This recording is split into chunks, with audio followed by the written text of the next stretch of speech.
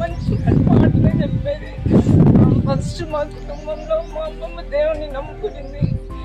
అయితే దేవుని గురించి తెలుసుకున్నాక దేవుడు ఎంత మంచివాడు, ఎంత గొప్పవాడు, ఎంత సత్యవంతుడు అని తెలుసుకున్నాక మా కుటుంబంలో మొట్టమొదటిగా మా అమ్మమ్మ రక్షించబడింది.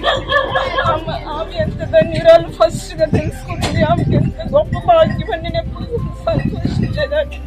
ఎవరు తెలుసుకోలేరు మా ఫ్యామిలీలో. అయితే దేవుడు ప్రత్యేకపరుచుకొని మా అమ్మమ్మని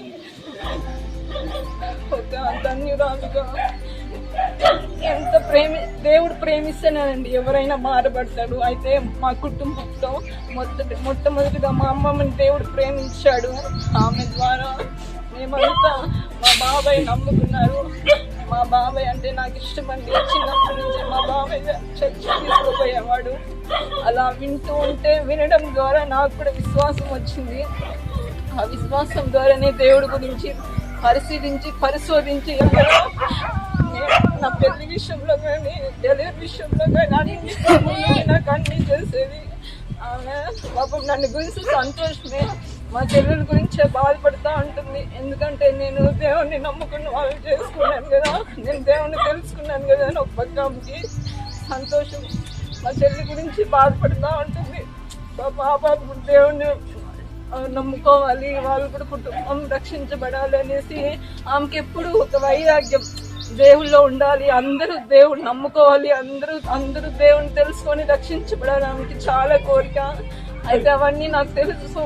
అందుకే మా అమ్మమ్మ లేకపోయినా కానీ ఎంతో బాధ. అసలు ఆ ఇంట్లో పోయి చూస్తే మా అమ్మమ్మ లేదని వస్తేనే పలకరిస్తారు, వస్తేనే పరిగెత్తుకుంటా మా ఇంటికి వస్తారు. నాతో మాట్లాడాలా, మా ఆయనతో మాట్లాడాలా, పిల్లలతో మాట్లాడాలనేసి. ఇప్పుడు ఎవరు లేదు కానీ దేవుడే అది ఆ భారాన్నంతా దేవుడు తీర్చాలి. అయితే ఒకటే ఆశ, మా అమ్మకి దేవుడు ఎంతో ఇష్టం. ఒక మాటలో చెప్పాలంటే ప్రాణం.